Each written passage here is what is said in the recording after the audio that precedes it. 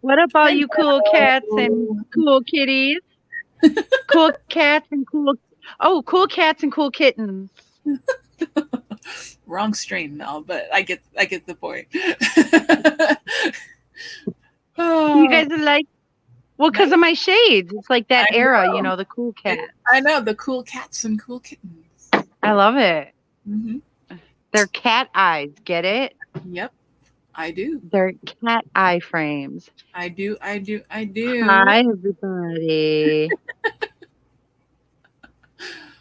I It's actually me. have. Did you guys I not know it was me? It's me. uh I actually have green eyeshadow on today, but you can't tell. Hey, you can. No, I can tell. Well, maybe I can't tell it's really green. I can tell you if eyeshadow on.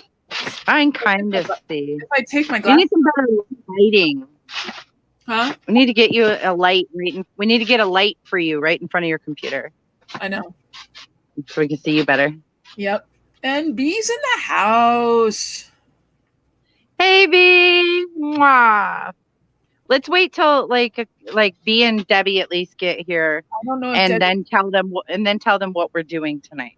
Okay, I don't know if Bee's coming, or I don't know if Debbie's coming today. Okay. Well, Debbie might not be here.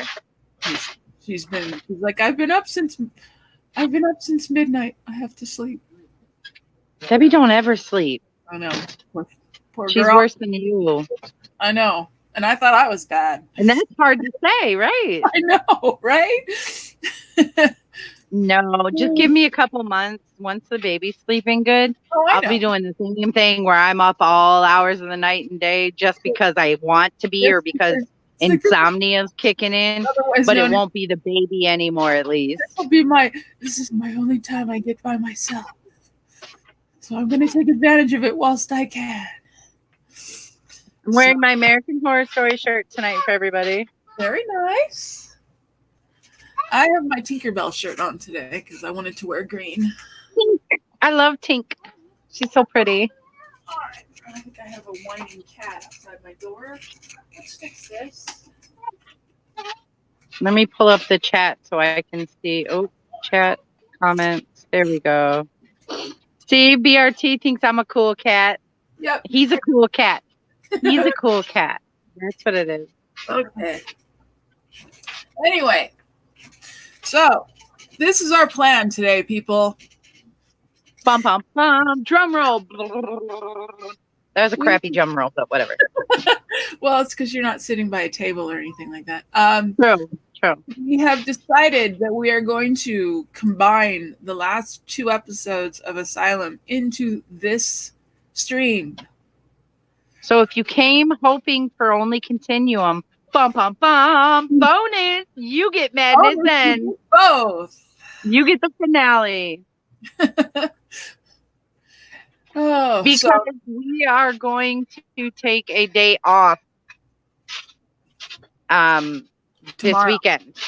Mm-hmm. Yeah, tomorrow we're going to take a day off. So we're going to come back Sunday and we're going to do RuPaul on Sunday. And then Monday, we're going to start right into Coven.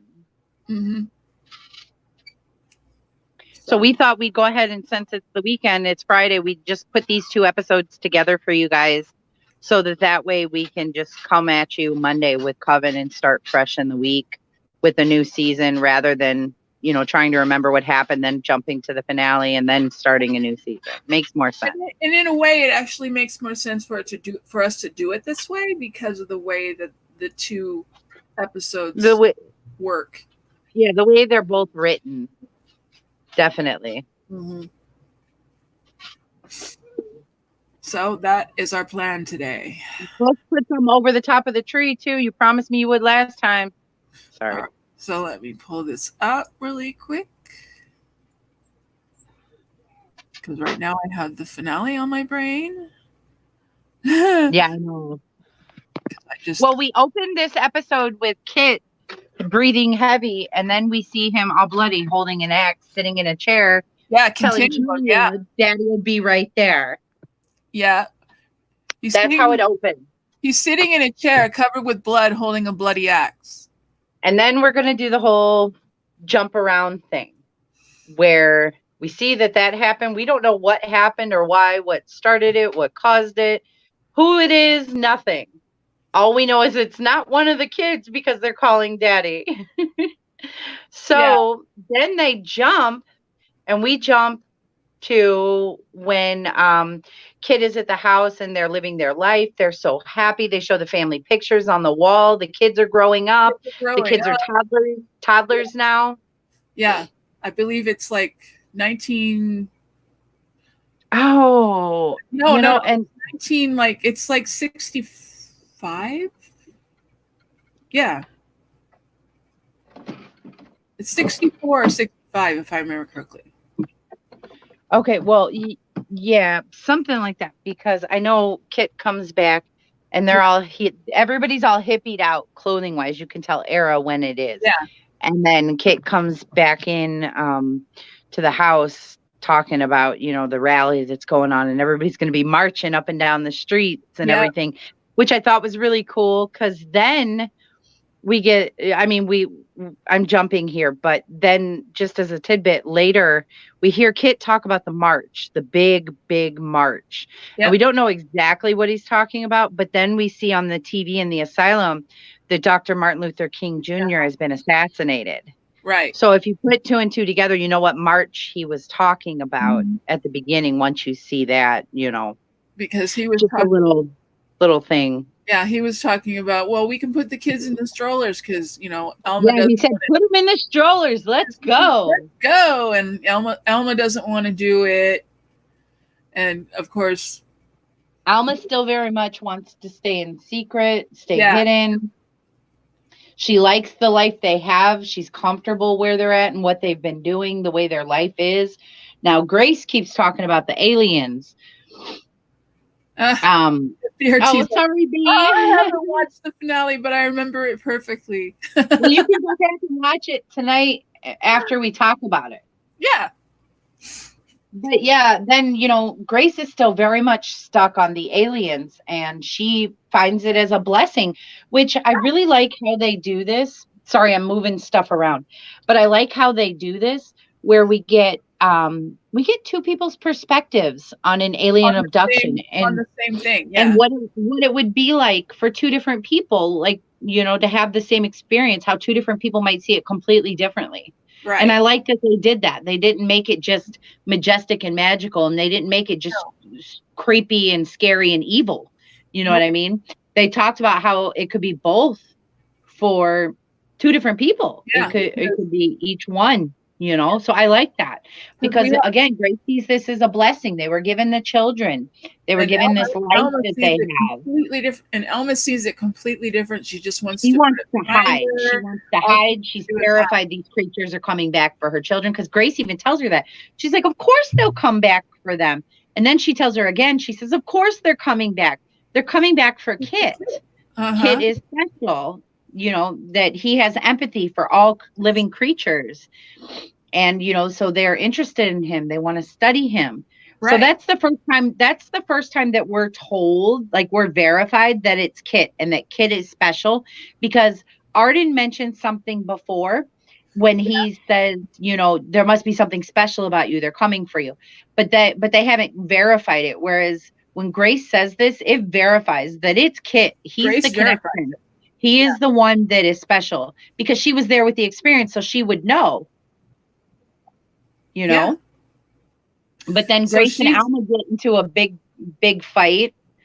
Yeah. Because of it. And Alma slaps Grace, and then she apologizes, and then Grace smacks something really hard. And I'm thinking, damn, Alma, you're lucky that wasn't your face. I know, because, Alma's got a problem with the fact that Grace is basically drawing pictures of the aliens, and she doesn't want the kids having to see that, and she doesn't want the knowledge of this incident to happen to the kids at all.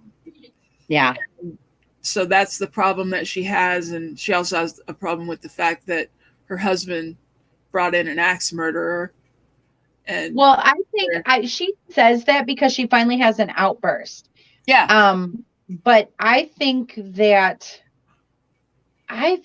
Alma was never happy with it when she was beamed down with a baby turned around and saw her husband standing there with a baby and another woman. That was never, ever something she was happy about. Yeah. Because, you know, they're all living together, and I completely lost my train of thought. I hate when that happens. They're all living together, and you think that they're happy, but Alma's upset because she's got to share her husband with another woman. And Grace says about Thomas, she says that he's going to change the world. Remember, Grace said that. She said he's going to change the world. He's going to change the way people think. Mm-hmm. Now, why would they give us that information in AHS without ever going back to it again? I don't know. Even if we never get aliens, we're getting something with Thomas and Julia eventually. I'm guaranteeing it. And I honestly thought that we were going to get that in Apocalypse. I did too. I was so scared that the Timothy and Emily characters were Julia and Thomas somehow gotten separated after like all the shit went down, and like they didn't remember each other, and that's why they were drawn to each other, because they're both these creatures. And I was like, please don't let it be incest. Mm-hmm. But also in this episode, we go back and forth between Kit and Alma and Grace, but we also get to go back to the asylum where after they spend the first 10 minutes. Well, we haven't jumped yet. The first 10 minutes is just Kit and Alma and Grace, the first 10 minutes of the episode. And so before we jump back to the asylum, we need to talk about what happens, because they show us what happens from what we saw in the opening. So after the fight and everything, you know, we think everything's okay, blah, blah, blah. Kit's laying in bed with Alma, and then he leans over, kisses her, gets out of bed, and puts the covers up like he couldn't sleep. So he's getting up, midnight snack, can't sleep, whatever. Right. And so he goes in the living room, and the first thing he says is, do you ever sleep? And she says, not if I can help it. And it's Grace sitting there drawing pictures again while she's sitting on the floor. And they're talking, and she starts to talk about how, you know, Alma needs to understand that things are changing, times are changing. And she's not just talking about the creature, she's talking about life in general, and how if these creatures are here, they're going to come and possess this technology and help us and all these things, because she talks about how they're not mean or kind, or I'm sorry, mean or cruel. They're, you know, they're kind.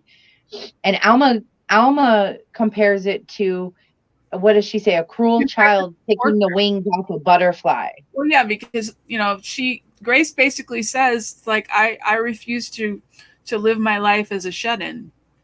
Exactly. That's what she told her. And right when she basically says that, bam, we see blood. We see her jolt forward and see blood all over Kit. And then we see Alma with the axe. And we see Alma yelling, and Kit's yelling, no, stop. And she does it again, right into her back. Yeah. And then Kit gets Alma to stop, and Alma just falls to the floor, and she says she was going to bring them back. We've got to hide. We've got to hide. And she starts right in that moment. Yeah, she completely lost her mind. She lost it. You see her right in that moment, like she wasn't there. I guarantee you, if they would have played more into that story, like she doesn't remember doing it. She was like blacked out, redded out, whatever you call it. I'm almost certain she does not remember that she did it. Oh yeah. And then the fact, like you said, you know, you can see it in her eyes, you hear it in her voice, you see it in her face. She's gone at that point. She's gone. Completely gone at this point. But then we do get some clarity out of her when we see her later, because then we see, after that happens, that's when Kit is sitting in the chair and everything. But then the next thing we see is Alma, or no, we jump around, but at some point we see Alma walking into the asylum. So we know she went to the asylum. But at some point when Alma talks to Kit, when he comes to visit her, she has clarity. Yeah. Because she says, you know, I can't believe that you lived through this, that you were able to live through this being here or whatever, you know, like she knows that this place is crazy. And so, yeah, you see that moment of clarity out of her later, but that's sometime later. Yeah. So probably with meds and all the other stuff or whatever, you know. we first go But back. anyway, so when the axe murdering happens to the axe murderer, which again, irony here, but I'll bum. Mhm. Because she could have picked anything. She had to have gone outside to get that axe because he was chopping wood outside, and you leave the axe outside rather than going in the kitchen and grabbing a knife or something. Right. So that just tells you too where her mind is at. Like, was it symbolic for Alma because she had already called Grace the axe murderer and was mad about that? Was that symbolic for Alma without realizing she was doing it to grab the axe and to kill her with it? I don't know. You know what I mean, though? Like, it could have been. It makes Very sense. well could have been. It totally makes sense. But then we jump. So now we Now- jump to Now we go to we're actually in the asylum, and we have Timothy Howard is getting ready to leave to. in this scene. We get, and in my opinion, we get one of the best lines of the season. And I already wrote it down, and I know what it is, so I'll tell you. So basically, we get the scene between Sister Jude and Timothy Howard, where No, Betty Drake. Betty Drake. Oh yes, that's right. And Timothy Howard. Yes, where he's walking around with the suitcase saying that he's moving to New York. They've made him Cardinal of New York. New York. And she said, because she says, oh, so you haven't renounced the church and everything, and he tells her they're going to shut down Briarcliff, or they're selling it. They're not shutting it down. They're giving it off. They're putting it off on somebody else, as he says. And then he promises to get her out of there again. Yet again. Okay, this is person number 2. No, now that is promised her to get her out and will not get her out. This is person number 3, if I remember. 3. Because there was because Lana did, and then now Timothy did. Okay, we haven't reached 3 Why yet. didn't Mother Claudia get her out? Mother Claudia knew she shouldn't be there. I'm like, why didn't she try to get her out? But she didn't. She knew she shouldn't be there and everything else. I don't know. We wouldn't have got the story then, right? Probably not. But while she's talking to Timothy, yes, it is, and it's such a generic 1960s name. It's generic, so that's why they did it, because she could have been anybody. Rather than, it would have been too obvious to say Jane Doe. So they did, instead of Jane Doe, they did one better, which was Betty Drake. Exactly. And so while she's talking to Timothy. Remember now too, when we see this scene, she's sitting at the table playing cards with Pepper, or playing a game. Well, we know what they're playing, but I'm saying at first we don't know what it is, because they make it seem like they're playing poker. Yeah. But Pepper is still very much the alien Pepper that we saw, that is very clear-headed, speaks very educated, speaks very sophisticated. You know what I mean? These types of things. Yep. And I like that they kept that. It wasn't like, oh, Grace is gone, so now Pepper doesn't have this anymore, because that wouldn't have made sense either. Right. So we see that, she's talking with Pepper and telling her about, this is when we see that Martin Luther King Jr. had been assassinated, and Rudy's banging on the TV, and she tells him to knock it off. And then she tells Pepper to remind her to tell the doctor to adjust his lithium. Yep. So it's like she's still kind of running the place. And Pepper's like her little assistant. Yep. It's cute to watch. It's like Pepper's her Mary Eunice, but now it's like it's like Betty Drake and Pepper are the good ones. Sister Jude and Mary Eunice were the bad ones. Right. And so it was cool like that you saw that. But it shows you too where her mind is at, that she's pretty clear for the most part. She knows what's going on. She's not where she was when we saw her last. Nope. You know what I mean? Mentally wise. Yes. Does she look like she's stressed? Does she look like she's under a great deal of stress? Of course. Does she look like she's close to a nervous breakdown? Oh, of course. If not, already had one and came back and waiting for the next one. Yep. But in this moment right now, she's clear-headed. She's speaking these things, she's running this place. And so you see her clear-headed and everything, and then Timothy comes over to talk to her, and she says to Pepper, do you hear something? Playing that childish game of ignoring someone, like, I don't know you're there, I'm gonna pretend like you're not here. And then he says to her, he says, Jude, don't be childish. And she's like, she says, do you mean Betty Drake or whatever? And that's when we hear that. But when he says, don't be childish, she says, childish, hell, I'm the queen of Candyland. That is the line of the season, because they're playing Candyland, obviously, because she's saying stuff about you guys can't get through Peppermint Forest without going through me and all this stuff. Yep. But it was so cool. That was like the coolest line to me right then and there. As they're walking along, he's just like, I'm moving to New York. They've made me cardinal. And then he basically says, they've sold Briarcliff to the state. It's now going to become an overflow facility and all of that. It's like, but he says, I know what was done to you was wrong, and I promise I'll get you out. And I'm thinking, dude, first of all, you owe her way more than that. 1, 2, even if you set aside their personal relationship, he made a death certificate for her and changed her name to hide her. Yeah. After he talked to Kit and got the idea, and now you're like, I'm sorry, bad things were done to you. Mother, why? Because you're leaving town? Like, and like Pepper tells her, and look at his eyes. There's nothing there. Yeah. He was never going to get her out. He was never going to try to get her out. Regardless of what happened to him, would have happened or not, he was never going to get her out. And then we see the scene where they start bringing in all the overflow from the state. And this is where we get to see Frances Conroy for the first time in her other role, and I'm not too happy with this role, actually, where she comes in.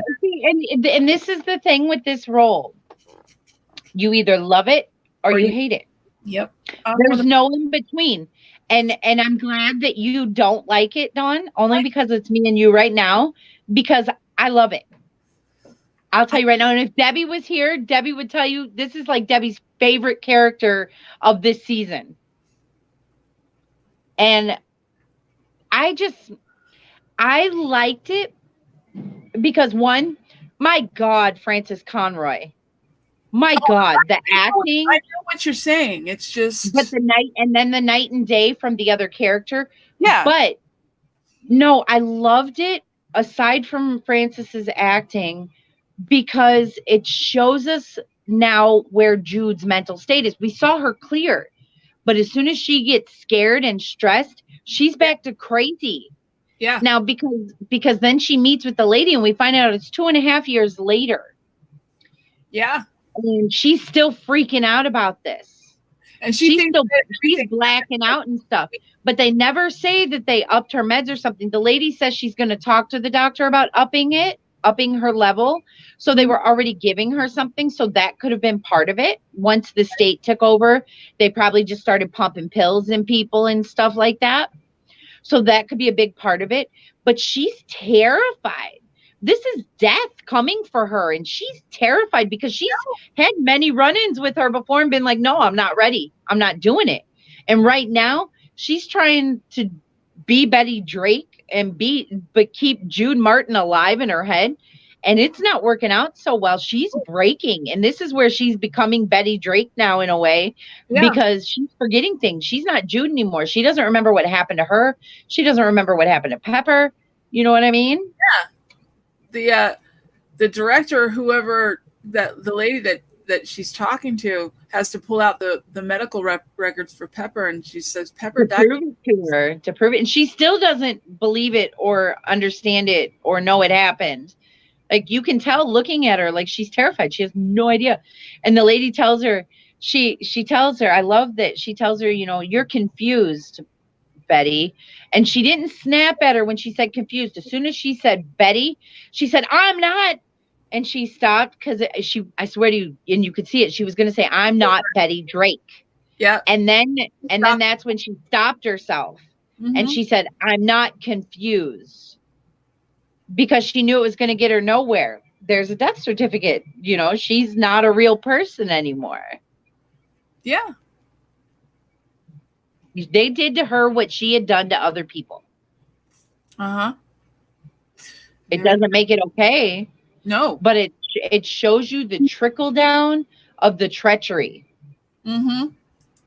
You know, all of the issues in with everybody and the roles of like power and how they were abused. Right. Oh, I flipped my camera. Sorry, my bad. Uh-oh. Okay, so the MLK Jr. assassination was 68. Yeah. Okay, that's what I thought. That's what I thought. Pepper died in 66. Right. I remember that. So wait, that doesn't make sense. So is this showing us more of her mind? Pretty much. Because when Pepper was with her, we heard about it was the attempted assassination, I think they say on the TV, not the assassination. It was the attempted assassination, which would have probably been before. Right. Well, which obviously would have been before the assassination, but I mean, year-wise would have been years before. The Circle of Karma, yes, B. Circle of Karma. Every step of Life's a bitch and life's a beach and then you swim. Or drown. Or drown, your choice. Your choice. Yep. Even babies know instinctively to start kicking and flailing their arms. Yep. That's true. Now, did we have any scenes with Lana in Continuum? Because I don't remember whether we did or not. Yes. Yes. That was when she's having the book signing, right? The book signing, yeah. That's the next scene. Mm-hmm. Because you notice... Because then Kit shows up to the book signing, and that's when they go to lunch, and that's when Kit gives us more backstory. On Alma, Jude, everything. And then we get into the expose eventually. But yeah, because right now he's meeting her.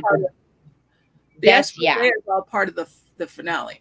But right now the book signing. The book signing is interesting because you can tell she's completely different from when she left, because she's a very put together woman, if I must say so myself, especially for the things she's talking about. And I know it's because she wants to seem stronger and the victor, not a victim, but the victor. And I get that. But it seemed like she was putting on a facade. Yeah. Yeah, it was the attempted. It wasn't the actual assassination. Yeah. So true. So true, BRT. Yeah. And that's what it was. It was the attempted on the TV. The assassination, the attempt to assassinate him is what they were talking about. Because I was like, wait, that doesn't add up. But yeah, so it was an attempt. Mm-hmm. But the whole thing with the reading and the book signing, she's a completely different person. We're at 28 already. I just realized that. Okay. So we're going to actually speed through the book signing so we can get on to the other one, because we're almost to the end of the season. Anyway. Well, because I mean, the book signing and then her and Kit's conversation is rather important, though. So because it she has the book signing, and she's reading an excerpt, but she kind of loses her way because she's actually seeing Thredson and she's seeing Wendy, and they're talking to her. She's envisioning it, and she's losing her chain of thought. They have to wake her up, and so pretty much she stops doing that. And then you have a scene where she's signing the books, and then we hear Kit's voice, because she asks, who should I make this out to? And he says Kit, and she gets all excited. She gets up and gives him a hug, and he says, do you have time to have coffee with an old friend? And she's like, of course. And so then they go and they have their conversation in the coffee shop, and Kit is basically explaining what's going on, and he's trying to ask her, it's like, did you are you still going to shut down Briarcliff? Have you done anything about that? And because all she wants to talk about is her next book and the fact that she wants Tuesday Wells to play her and stuff like that. And she's not having any of that. She was all about herself. Yeah. Because I didn't even hear her say, how are the kids? I know. How are the wives? It's all about her. And he but she doesn't know about Alma. No, not yet. Because she doesn't even know that Alma's alive. Because she has no idea that Kit hasn't seen Lana. So she doesn't know that he walked into his house and Alma was there with a baby. So she knows that him and Grace have a baby. That's all at this point. She did say, well, I was so sorry to hear about Grace. And they were talking about Briarcliff. And then she was trying to say, there's only so much I can do. And they were talking. How did she hear about Grace? Because Grace was officially dead with a death certificate. I don't know. And for Alma to be locked away means the police would have had to have been involved unless Kit just locked her up, like they could back then. You just say they're unstable. But then how would Lana have known? I don't know. They just threw that one in there because she actually said that. But I know she didn't know anything about Alma. But because I remember maybe they just talked about someone being murdered and she had a different name because they'd given her a different name, and maybe she just had seen her on the news. Maybe they just showed her face. But if she was axed, why would they show her face? They wouldn't show a dead body on TV. No. But they would show a picture of that person. But why would they? I don't know. It just seems like too much for the time. You know what I mean? But basically, Kit's like pissed at this point because he just wants to shut this place down. Then he finds, she's just like, why are you so angry about this? And then he brings up the fact that, Alma's in there and it's completely gone downhill and he wants to shut it down, but there's nothing that he can really do. And that's the last things that he says to her. Well, basically, he guilt trips her, but not. It wasn't a guilt trip. It was more of a reality check. Like, you said you were going to do something. You need to stop worrying about you and your celebrity, and you need to do this and help these people. Mm-hmm. So then, as he leaves the coffee shop and gets in his truck, then we see. Then it's almost like it flashes and goes to Johnny Morgan. Sitting in his car. Yep, right at the end. And that was basically the end of the episode. Right then and there. For Continuum, that was the end of the episode. So no. We see Johnny in the bookstore with the old lady. So that happens in the finale. Are you sure? Yeah, because I thought that was at the end of this one. Okay. All we see is I told you I'd go through it fast. I know. All we see is him sitting in his car freebasing. Nice. And then they roll the credits and then we go to the finale. So now we're going to talk about the finale. So we know that he's in the Massachusetts area. Yeah, that's all we know. Johnny Morgan, I'm saying. But they don't they actually don't say what year it is when we see him because it's almost right, but we're assuming it's present day our time. Yeah, because of when he meets Lana and the character and everything, like in the ages. It's supposed to be like our present time, so it's supposed to be like 2012. Yeah. So, so now we're going to talk about the finale. So. Yeah. Time to change gears. Switch it up. It's time to change gears. I actually love this. I love the finale. It's one of my favorites. The finale is beautiful. Oh my God. I love it. They wrapped almost everything up. Almost. I know, almost. Let's see. Chat. Okay. Kit hasn't lost focus even for a second. Nope. He knows what No. to do. No, he hasn't. You're right. And he's being loyal, but that's why we love Kit. And that's what Grace even says about why these creatures love Kit. When Yeah. she talks about them coming back because he's special.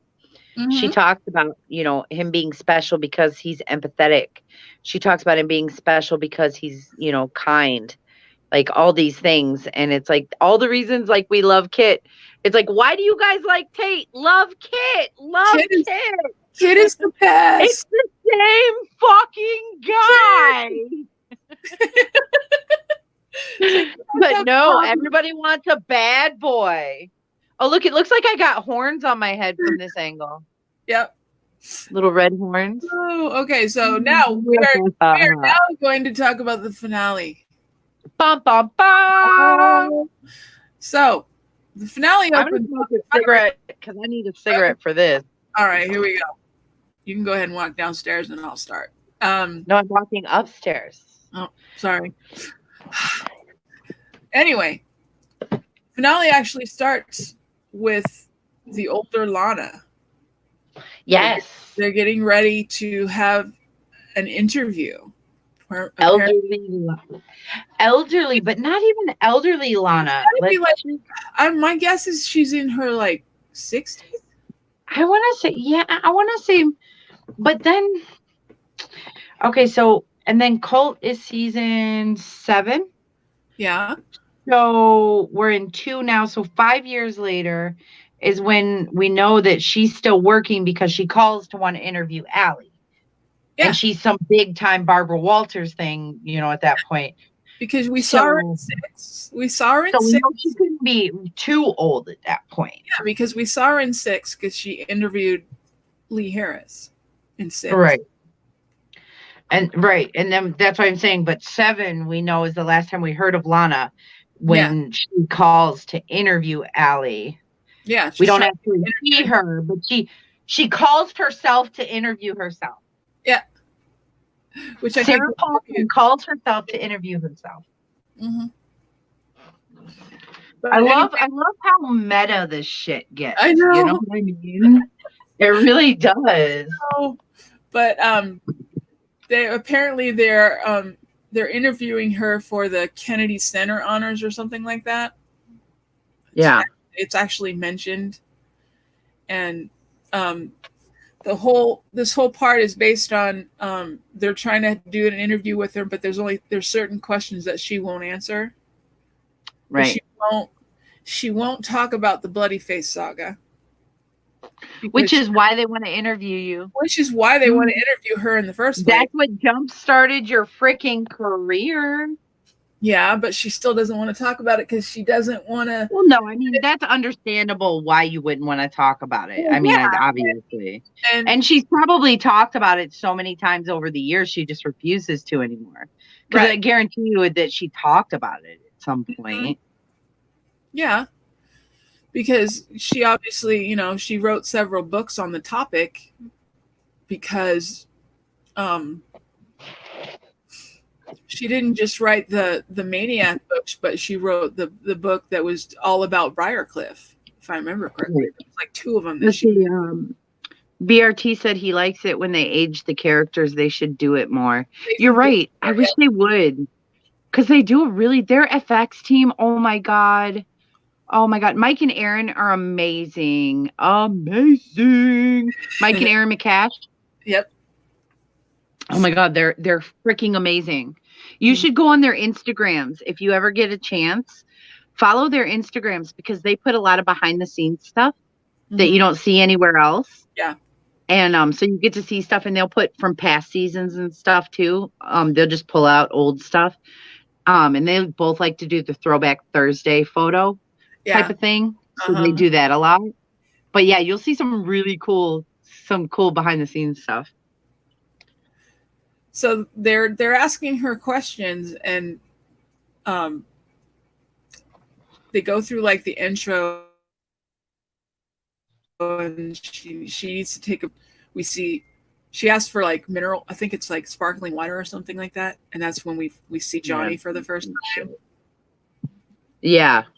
He has snuck into this room Uh-huh. And now he's pretending to work there. Yep. Or, But be yeah. So anyway, employed there, be some type of assistant. so we have that part, but we also go back to the asylum, because it turns out that Kit had to put Alma in the asylum after what she did to Grace.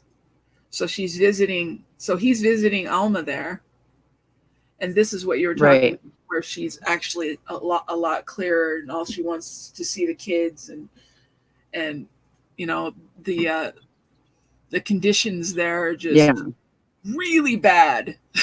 I mean, yeah, it's horrible. It's just horrible, the conditions there. And she says, no, you can't bring them here. This is not a place for them. And originally we had thought that maybe he was able to get her out of there, but then we find out that she died. But they didn't tell us of what. No, they didn't. They did not. They just said in the winter of 66. In the winter of soon after they took over control of Briarcliff. Mm-hmm. And that's it. That's all we know of Pepper. That's all there was with that. And he basically, which is ridiculous. No, for it to be such a beloved character of AHS, why wouldn't you give them an ending? Or did he leave it open so that he can use it later? I don't know. I mean, because his I don't know. Kit's reaction to that was he felt like a failure, because he thought that he failed her, he failed the kids, and he failed Grace, and he's like, I'm gonna fix it. I'm gonna make it better. And that's when things start turning around for him, because the nurse is there going, what would you like us to do with her body? And he basically says, I'll take her home and bury her on our property. And that's the last that we see of her. Yeah. But this, as much as this, I love it's trying to explain the finale is it can be kind of complicated, because we jump back and forth so much, because there's a lot. Because the interviewer is trying to get information out of Lana, and Lana only doesn't want to tell her everything, but then she ends up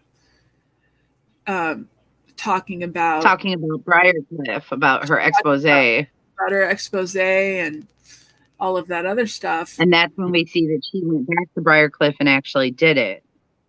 She went back to Briarcliff, and because obviously something that Kit said stuck with her, so she went back in, and they're like, how are you supposed to get back into the asylum? And she's like, oh, don't worry, I know a way. So she takes him in there through the tunnel again. The tunnel. Which is lucky for them that Arden had his fit, because now nothing's there to attack them. Yep. And that's how they think that would have worked out if they were still there when they started the overflow. I don't know. That would have been crazy. I know. Tell me about it. Everybody who was already there kind of steered clear of it, so they were fine. Yeah. For the most part. But what about the new people? Well, luckily Arden had his fit, and there were no more Raspers out there. Would have been a whole different story, dude. It would have been totally different. But that's how they got in to do the expose, was through the tunnel, and they just started recording everything. So then you get to see how bad it really got, which is it's horrible to watch. You're just like, God, this place is horrible, and they want to stop filming, and she keeps making him. She's like, no, you have to keep filming. Don't turn off the camera. Behind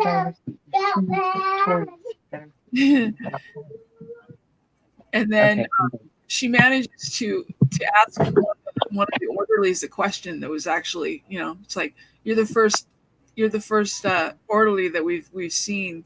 How difficult is it to take care of these patients? And he just says that there's way too many of them to take care of. Okay, let's see. Sorry, Dom. BRT said that maybe she doesn't want to talk about it because she might get caught in a lie. Because we know that Lana's story might not have been 100% truth to it. And he said he doesn't think Kit put Alma there. He thinks the court did it. Hey, Lady Di. Hi. Mom.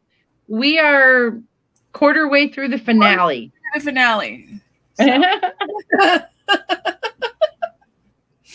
Oh, okay. So, yeah, but I do have to agree with that. I do think that the courts put her there.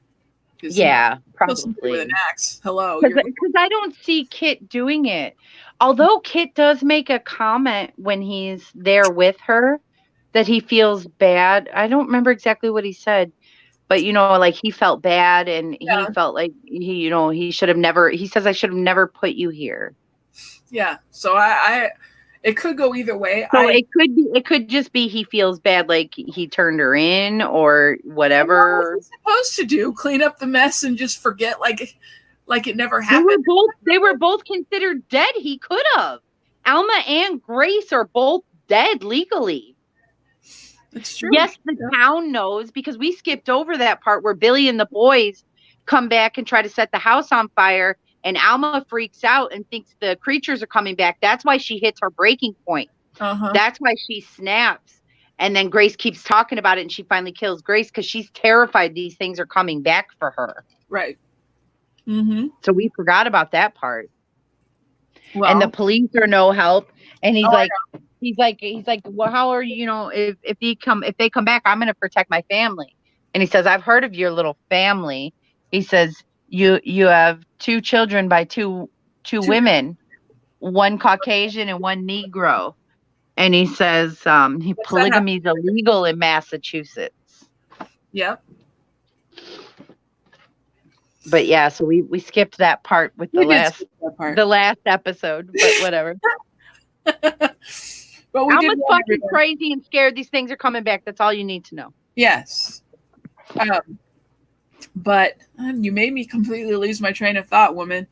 My bad. Okay. Lana. What about, okay. Not being 100% truthful in her story. Oh, yes. Why she didn't say That's why she doesn't want to. So she goes back in to do the expose. Right. She actually asks the orderly questions. It's like, why are these people by themselves? They're, he's like, there's too many of them. We can't take care of them all. And so it's so sad because those people already weren't taken care of before. I know. And now to see it, it's so sad. I know. It's just, I like the end of the finale because it's just so sweet, but to get up to it, it's like the first 3/4 of the end are just heartbreaking. Yeah. And then it's like, oh, we'll give you a heartfelt moment that's still slightly heartbreaking. I know. I mean, because after Alma dies, he still ends up, he goes back to the asylum. Actually, he finds Sister Jude in the common room. And that's when he realizes that she's still alive and didn't even realize it.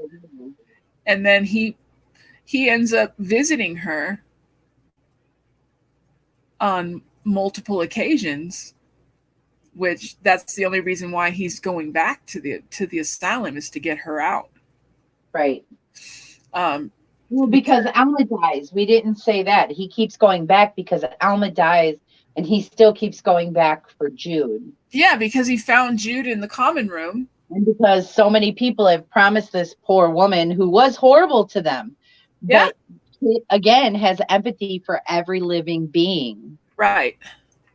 That's what we are verified that we know of with Kit is he has empathy and kindness for every living being. Mm-hmm. Which is beautiful in my book. Yeah, it is. So I think the world would be a better place if more people were like that. Yeah. Even if 10% more of the population were like that, the world would be a better place. Yeah, I agree because it's a good way to live. You don't have to always be angry and mean. Holding on to it does nothing but tear you down and make you feel heavy and drained. Yeah. So after Lana has the expose published and everything, that's when Briarcliff finally gets shut down. Right.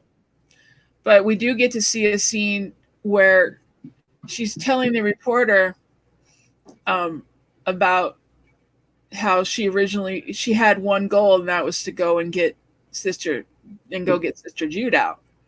Right. So then we see that the amazing scene between the two of them, where she pulls her out of solitary, and she looks at her and calls her Lana Banana. I love that part. And but then we find out that never actually sweet. It was so sweet. But the sad thing is we found out that never actually happened. Right. Because she was already gone at that point. So they so mess with us, man. I know. I'm excited. Yeah. It's just not fair. So in the end, after Briarcliff was shut down, we have more scenes with. It turns out that Kit went and got Sister Jude out and he didn't have a problem doing it because obviously they had so many people. Walked out with her, basically. They're like, here, if you want to take somebody, take them. You want 3 more? We got 4 more in the back, just like her.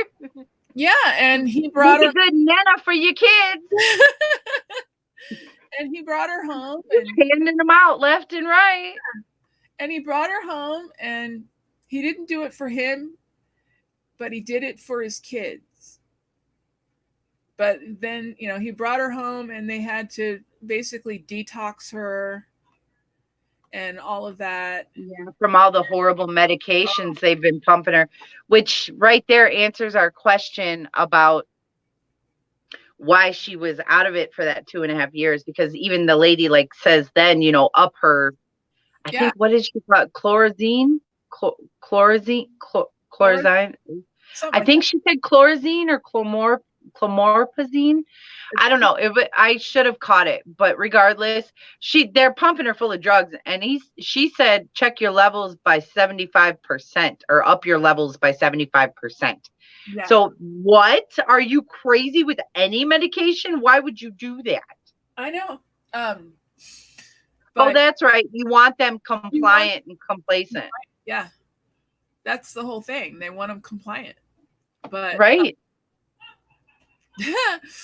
So he manages to get her out, and this is the rest of this is my all-time favorite. Besides the fact that Lana goes back and interviews Timothy Howard again. And BRT said that Kit's story also shows how people like him are treated in our world. It really does. It really does, because Kit's whole story is tragic. From the time we're introduced to that kid, he's being picked on by the guys at the gas station giving him shit. Then he's blamed for the whole murders thing. They're threatening him at his house. They're threatening his wife, all this stuff. He's already dealing with racial tension. And then you throw murder and then aliens, little people. Uh-huh. Oh my God, poor Kit. Kit is the most tragic character in AHS history. Yep. I mean, don't get me wrong. I'm not downplaying a lot of the stuff some of these people go through. But if you think about the overall storyline and everything. Yeah. And then we never get a final answer. I know. But anyway, we'll get to that. And we still don't really have a final answer. But Yet. Let's keep our fingers crossed. Fingers crossed. I know. We'll get some Kit storyline somewhere.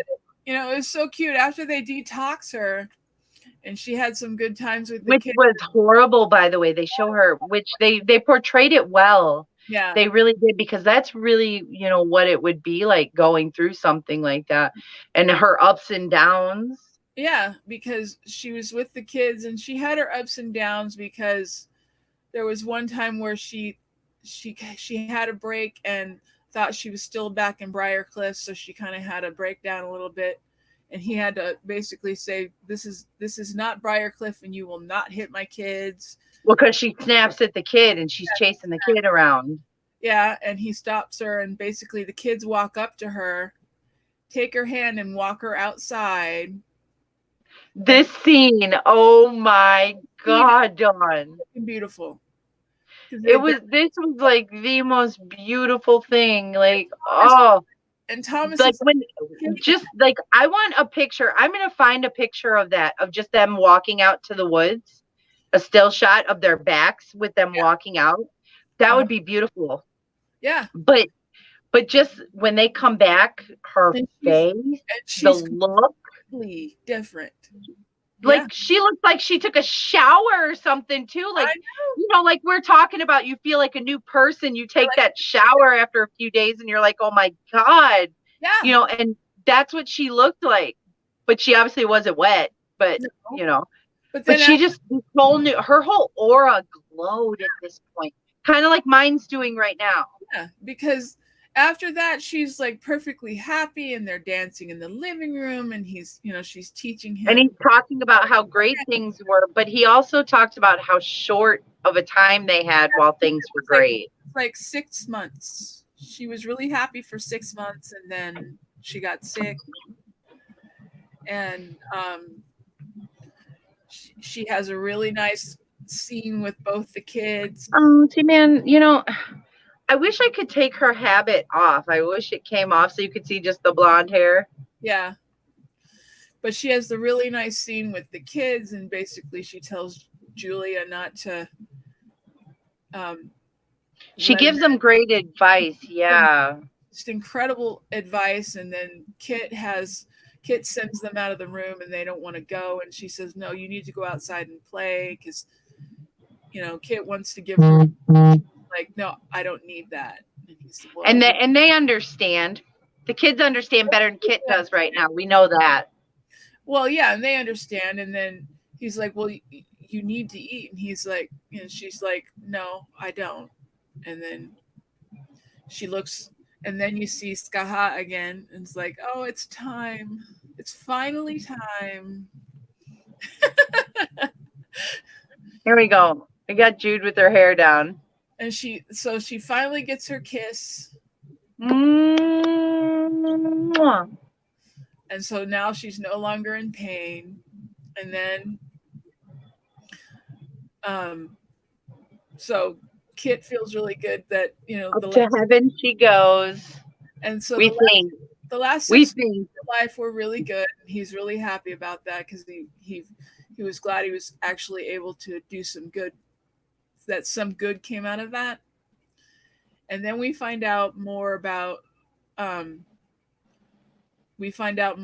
his life after that he actually fell in love again and he got married, and that he made Lana his children's godmother, and both of the kids were destined for really good things. And I believe Julia became a neurosurgeon, and Thomas became a lawyer at Harvard.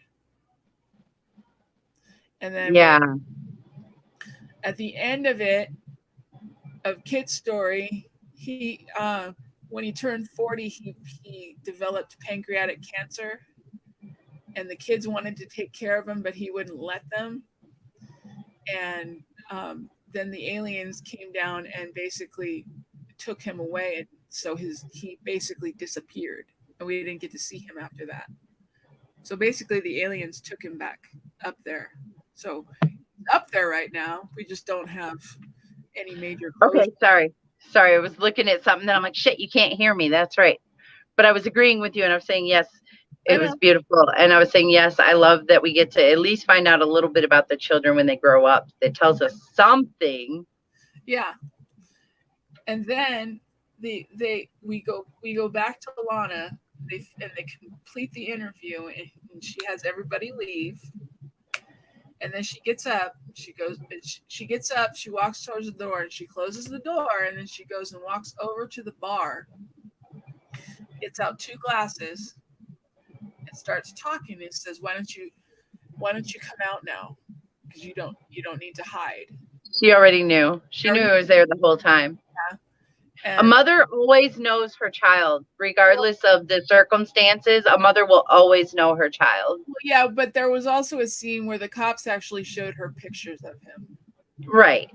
But anyway, still, we see when she talks about it, the scene where she saw him in the schoolyard. Yeah. And she cared for him. She wanted to see him. It was still her flesh and blood too. Oh, I know. And it's just, she pours the drink. Hashtag Kit lives. Kit lives. That's right. Damn it. Kit lives. And hashtag Lana Banana. Hashtag Lana Banana. But she pours a couple drinks and basically tells him, why don't you come out now? There's no need to hide. And he walks out and he's like, how did you know? And he goes, and she's like, I've always known. And then he's like, well, you know how this is supposed to go, right? And then they have the exchange. And now we're going to have the face off. And now it's time for the face off. Where he's saying, I have been waiting all this time to end your life. And did we talk about him in the bookstore with the old lady? Oh yeah, but he did end up going into the bookstore, and this is where I was confused because they didn't talk. They threw that in like she was her daughter, but she never talked. No, she was just a bookkeeper lady, a lady who stole shit. And no, not a bookkeeper. She had stuff. She sold stuff, but he had tracked her down because he tracked down the copy of the book. Yeah. And this was this lady's personal signed copy that she got. And she was giving up that book. Now I get it, because before I was confused. I'm going, wait, Lana didn't have any of the kids. Yeah, because he talks about how he tracked down the book. Okay. And he manages to get the book from her. And then after he gets the book. Which, why was this book so hard to find? It's not like it's a banned book, because even if it was a banned book, people find those everywhere because you're not supposed to have it, so everybody wants it. Mm-hmm. I know. But then after he gets the book, then we go back to the asylum really quick. And But we go back to the dilapidated asylum with the honeymoon couple. Because we get a flash where it says 4 months earlier. Leo and Teresa. Yeah, we get the flash where it's 4 months earlier, and Leo and Teresa are going through on their honeymoon, and we find out that Johnny's the one in the actual cell. Yeah, we see him break into the asylum, break into Briarcliff and get in there and go in there and everything. Yeah, because he's listening to his mother reading one of her own books. So he's seeing his father, he's seeing his mother, and he's a psycho. He's a complete and total psycho. And then we find out that he was the one that cut off Leo's arm, and honestly he did not do a very good job of it either, because he had to do it. He had to chop down like 4 times in order to do it. Well, that was purposeful, because they keep talking about how sloppy he is and how he'll never live up to his father and all this stuff. Yep. So we're supposed to see him as a bumbling idiot when it comes to killing people. You suck, dude. You're a shitty serial killer. Up your game, bitch. And then we have the showdown between the two of them. Yes. We go back and we have the showdown between Lana and I can't remember his name right now. Johnny. Johnny Morgan. And she manages to basically shoot him right between the eyes. Just like she shot his daddy. Yep. Right between the eyes. So I guess that maybe does that answer it for us, how she shot Threadson? Because remember we said that it looked like she shot him through the eye. But it could have just been because his glasses flew off when she shot him through the back of the head. But it did look like it. Like I said, that would have been a cool little thing if they did that. It would have been. But that wasn't. I don't think that was what happened. I think she shot him through the back of the head. Yeah. She just shot to kill, shoot to kill. So there we go, guys. That is officially the end of Asylum. We made it out of the asylum. We're kooky fucking crazy, but we made it out of the asylum. They gave us away with Jude because they're like, take people here, just take them. Yep. These people are too crazy. See, these people, these two people here, too crazy. Too crazy. Yep, too crazy. Oh, well. But let's see what B said. Di said, back to sleep. All right, Di. I love you. Get some rest, baby. Love you. And see, if I remember right, the bookseller lady said her mom gave it to her, signed by Lana, so it meant a lot to her. I think they were saying, yes, I think you're right. I think you're right. Yeah, the lady talked about how she went to an actual book signing when it first came out and everything her mother did or something. Yeah. I've literally been trying to cram so much information into my brain in the last couple of days that, like, I'm like, oh. So. And BRT said the first time he watched that he was sure Johnny was going to be the one to kill Lana. Yeah. I wonder if they ever had it written that way and they were like, no, we need to change this. We need to make her, because even if they weren't planning on the connection thing, because I know they weren't, that just came later because it was convenient. But like to use Lana the way they did, because they showed her even afterwards at that book signing being strong, confident, even if it was fake, because we see her flashes when she's doing the book reading.